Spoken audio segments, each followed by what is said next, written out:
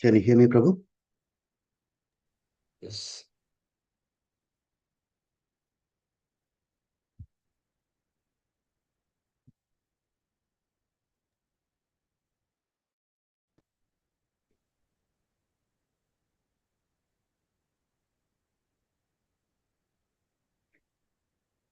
Hare Krishna.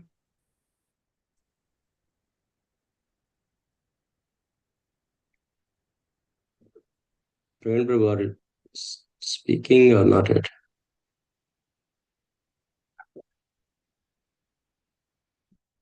All right. Om Namo Bhagavate Vasudevaya. Om Namo Bhagavate Vasudevaya. Om Namo Bhagavate Vasudevaya.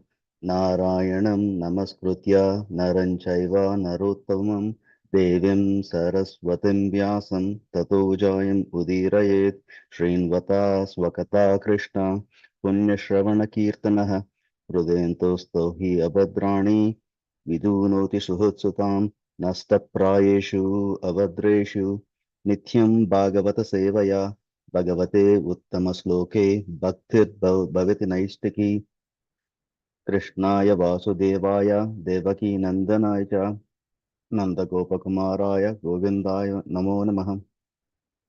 Today I'm reading the Srimad Bhagavatam, Canto 4, Chapter 9, Chapter 29, verses from 15, 16, and 17. 15. Vaisasam narakam payur luptakandau tume shrunu hastapadau pumam stabhyam yukto yati karoti cha.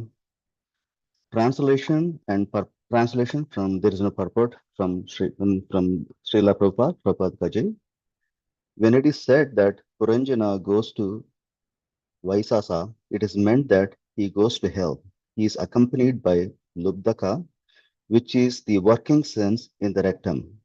Formerly, I have also spoken of the two blind associates.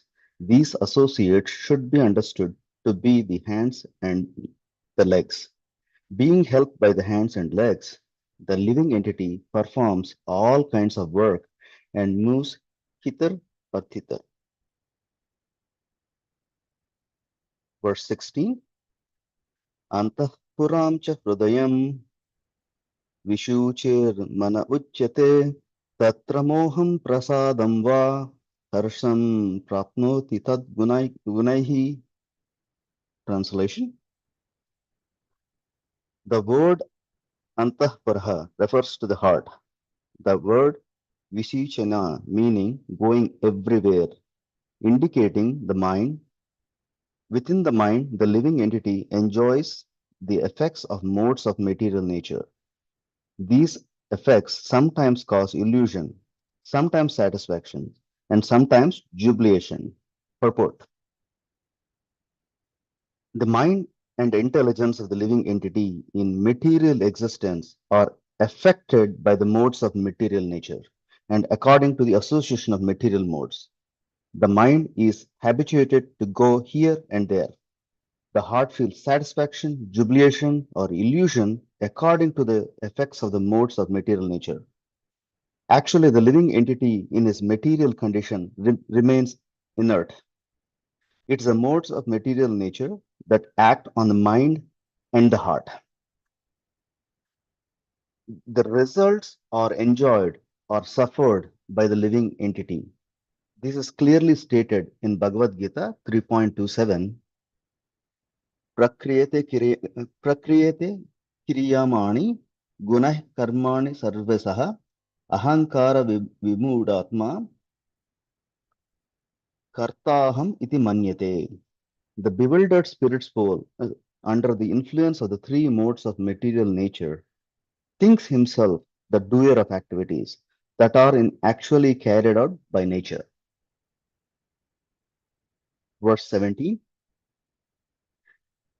Yata yata vikriyate guna guna gunakto viraro- vikaroti va tata tata pad- pradrasma Vritti Anukaryate translation. Formerly, it was explained that the queen's formerly it was explained that the queen is one's intelligence. While one is awake or asleep, that intelligence creates different situations. Being influenced by the contaminated intelligence, the living entity envisions something and simply imitates the actions and reactions of his intelligence. Purport. The queen of Puranjana is described here as intelligence itself. Intelligence acts both in the dream state and in the waking state, but it is contaminated by the three modes of material nature. Since the intelligence is contaminated, the living entity is also contaminated. In the conditioned state, the living entity acts according to his contaminated intelligence. Although he simply remains an observer, he nonetheless acts being forced by contaminated intelligence, which in reality is a passive agent. Nama Om Vishnupadaya Krishna Prestaya Bhutale Srimate Bhakti Vedanta Swamin Iti Namine Namaste Saraswati Devi Gauravani Pracharine Nirvishesha Shunyavadi Paschatya Desatarine Jai Sri Krishna Chaitanya Prabhu Nityananda Sri Advaita Gadadara Srivasadi Gaura Bhakta Brinda Hare Krishna Krishna Krishna Hare Hare Hare Rama Rama Rama Hare Hare. Good morning, everybody. I humbly bow down and seek the blessings of all the assembled Vaishnavas here, and thank you for giving me this opportunity. Please forgive me for any of the shortcomings. I am not qualified to speak. I'm summarizing the verses by listening to the lectures from Rasraj Das from ISKCON, Connecticut. In the in this chapter on the fourth canto, Srimad Bhagavatam, Narada Muni gives King Pracharabhari a profound explanation of how the soul becomes bound within the material world and explains about the nine gates. And we are discussing about the nine gates. And in this verse 15, which we just read, Narada Muni describes the living entity represented by Puranjana, and it takes many different forms.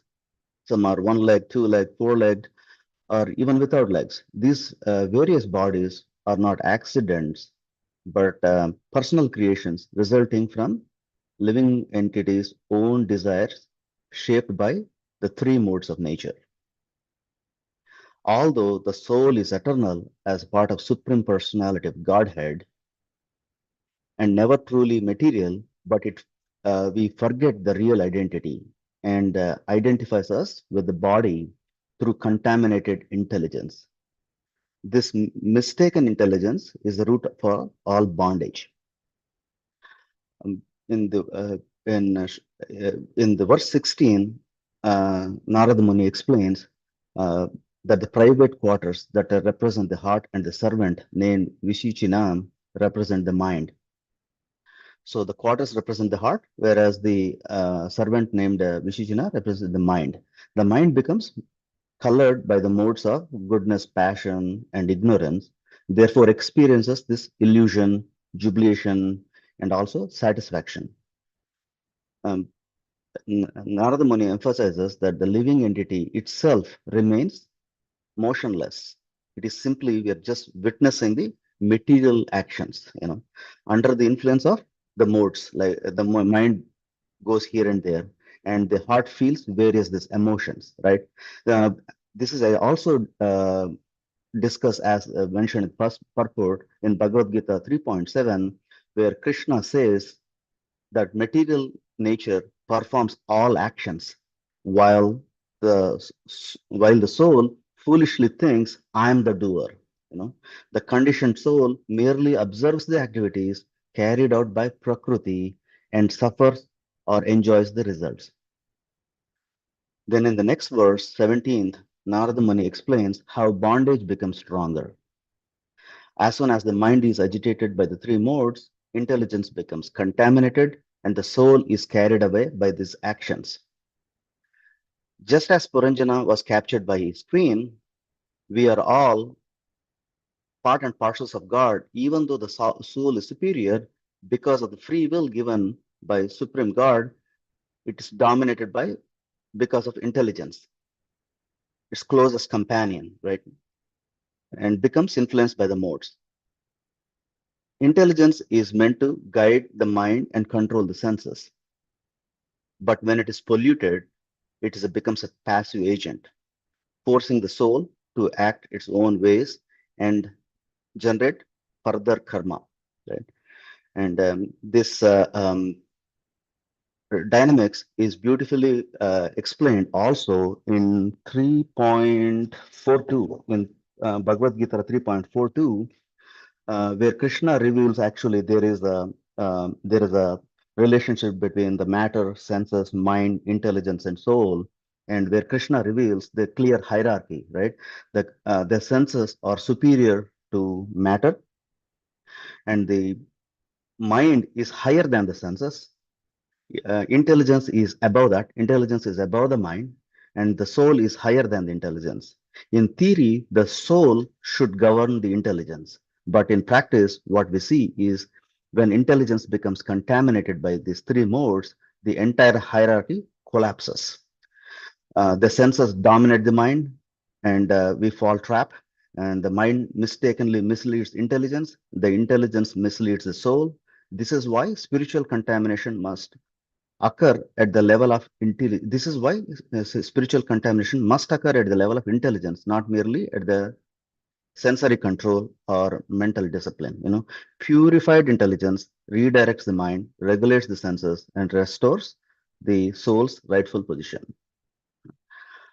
And in 4.42, uh, uh, therefore, there is it's also mentioned the spiritual knowledge uh, is the sword that purifies the intelligence, um, and restores the clarity. Like, when intelligence becomes pure, the mind becomes calm and restores automatically under control.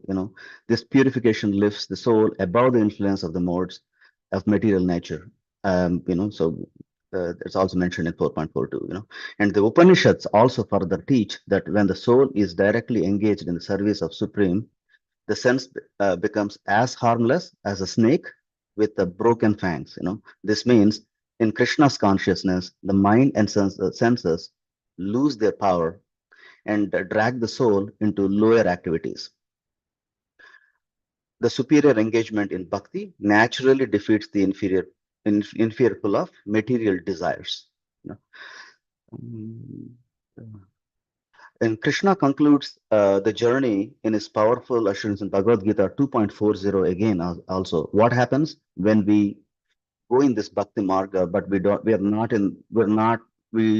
don't reach the levels we need to reach. We don't reach progress as much. He says in this endeavor there is no loss. Even a small beginnings protects one from the greatest fear of reborn again. Material activities must be completed perfectly to have a value. When you do material activities, we need to do completely, otherwise there is no value, right? But in spiritual progress, in Krishna's consciousness, it is never lost. We discard it. Even the 1% effort becomes permanent asset. In like as in Ajamala's case is a perfect example.